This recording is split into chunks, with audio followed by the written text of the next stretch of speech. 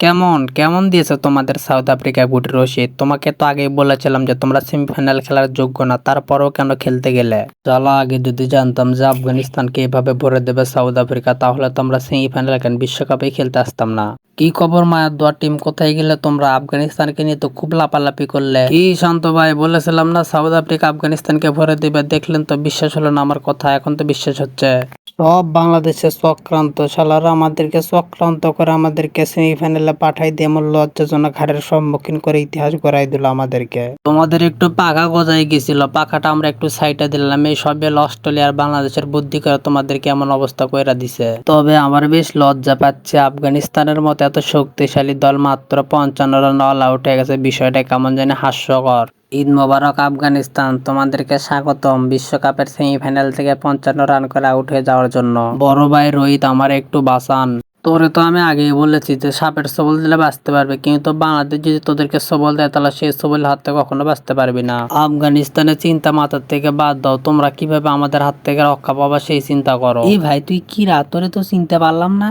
তোরে তো কখন ইংল্যান্ডে খেলতেই দেখি নাই, এবার তো বিশ্বকাপে তোকে তো একাদশও দেখতেছি না, তুই এত কিরা কিরা এমন করতেছিস?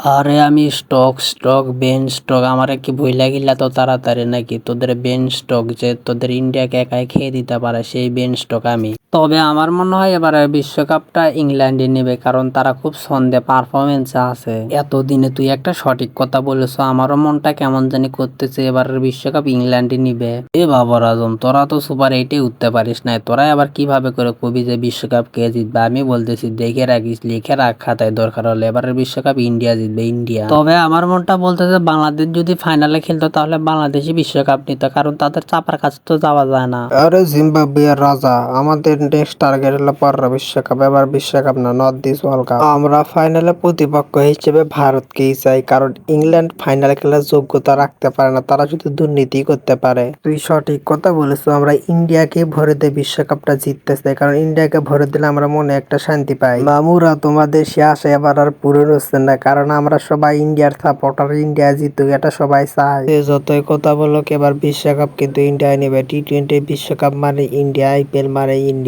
দুর্নীতি মানে ইন্ডিয়া। এরে তোরা কোনোদিনও জিততে পারবি না, তোরা আমার মতো একটা হার্ড হিটারের ব্যাটারকে তোরা একাদশে রাখিস না। তোর জন্য আমাদের অনেক কষ্ট হয়, তুই যদি আফগানিস্তানের হয়ে খেলতি তাহলে বিশ্বকাপটা আবার আফগানিস্তানে নিত, কারণ তোর মতো একটা শক্তিশালী ব্যাটার যে টিমে থাকবে সেই টিমকে কেউ হারাতে পারবে না। সঞ্জু ভাই ঠিক বলেছেন, আমিও চাই ইন্ডিয়া হারুক, কারণ ইন্ডিয়া আপনার সাথে দুর্নীতি করেছে, আমাদের সাথেও ইন্ডিয়া দুর্নীতি করেছে। আমরা চাই ইন্ডিয়া জিতুক, বেচারাদের যেভাবে ওয়ানডে বিশ্বকাপ হারিয়ে দিয়েছিলাম সেসব মনে কাটে উঠতে পারে না, একটা ট্রফি পেলে তাও ওদের মনে একটু শান্তি পাবে।